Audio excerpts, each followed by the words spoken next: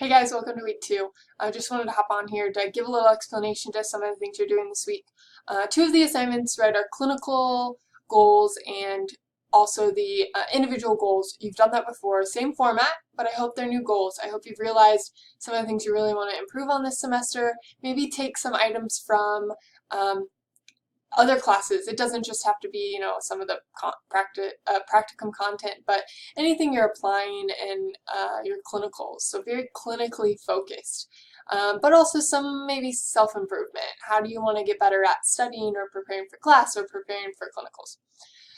The other items that we have to get done this week, hopefully you got your bloodborne pathogens done last week, but if not, make sure you get it. You need to get that done before you go much further into clinicals.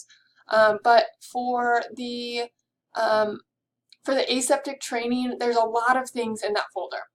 Might feel a little overwhelming, but just start at the top. The top gives you kind of a description of what is expected out of surgical observation. Then as you move down, there'll be a PowerPoint to kind of train you on aseptic techniques, kind of what you need to know, that information going into a surgical observation, as well as completing the quiz. This is it's very short. Just make sure you got the basics. We want to make sure you know the basic cleanliness needed for surgery. And then finally, I want you to complete the assignment, or it's essentially a form you got to fill out, and then I will complete the rest of it. So fill out what you can, what information you have, because it needs to go to Mercy. Mercy needs proof that you've had aseptic training, and that's their way. So complete it, turn it in, I'll print those off and finish them.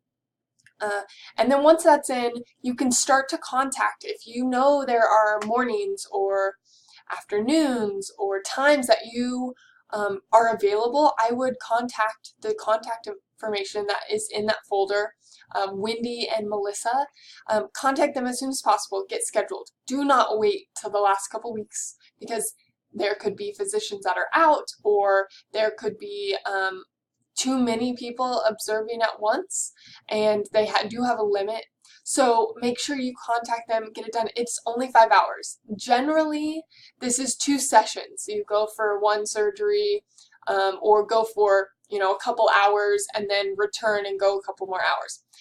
The other caveat to that is it is at the orthopedic hospital. So that is down in Ozark. It's off of 65 as you're going towards Branson.